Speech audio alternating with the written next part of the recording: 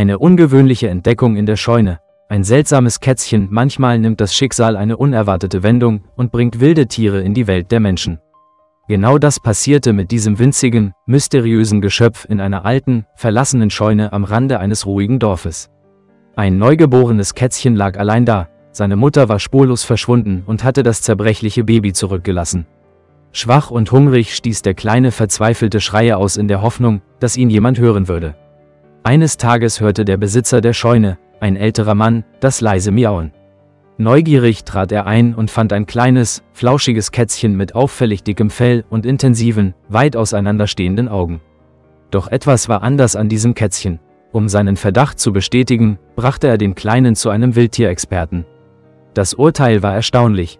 Dies war keine gewöhnliche Katze, sondern ein Manul, eine seltene und scheue Wildkatze. Der Mann wusste, dass er das hilflose Wesen nicht sich selbst überlassen konnte. Er nannte sie Dasha und nahm die Herausforderung an, sie aufzuziehen.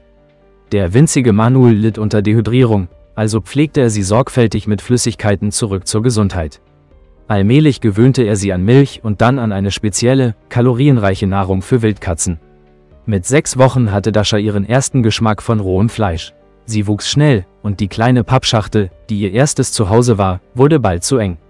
Mit ihren scharfen Krallen und wilden Instinkten hinterließ Dasha versehentlich Kratzspuren an den Händen und Beinen ihres Pflegers. Mit 2 Monaten hatte sie gelernt, ein Katzenklo zu benutzen. Langsam begann sie, sich mit den Hauskatzen des Mannes zu integrieren. Zunächst hielten sie Abstand, da sie ihre wilde Natur spürten, doch mit der Zeit akzeptierte eine ältere Katze namens Nuzia Dasha und behandelte sie fast wie ihr eigenes Kätzchen. Doch egal, wie gut sie sich an ihr vorübergehendes Zuhause anpasste, Dasha blieb im Herzen ein Wildtier. Sie saß stundenlang am Fenster, ihr durchdringender Blick auf die Welt hinter dem Glas gerichtet. Sie wurde weniger anschmiegsam, unruhiger und immer mehr vom Draußen angezogen. Der Mann wusste, dass es keine Option war, einen Manul als Haustier zu halten. Er weigerte sich, sie in einen Zoo zu geben, und war entschlossen, eine bessere Lösung zu finden.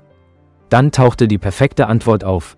Sobald Dasha stark genug war, wurde sie in ein geschütztes Wildreservat gebracht, einen Ort, an dem Manuls frei in ihrem natürlichen Lebensraum umherstreifen. Zunächst war sie vorsichtig und erkundete ihre neue Umgebung sorgfältig. Doch abends kehrte sie zum Mann zurück, nahm sein Futter an und beobachtete ihn aus der Ferne. Mit den Monaten übernahmen ihre Instinkte, sie lernte zu jagen, zu überleben und zu gedeihen. 6 Monate später kam sie nicht mehr zurück. Dasha hatte die Wildnis vollständig angenommen, wo sie wirklich hingehörte. Der Mann blieb nur mit Erinnerungen zurück. Eine herzerwärmende Geschichte von der Rettung einer seltenen Wildkatze, der Fürsorge für sie und schließlich der Freiheit, die sie verdiente. Liebe Freunde, wenn euch das Video gefallen hat, setzt ein Like und abonniert den Kanal.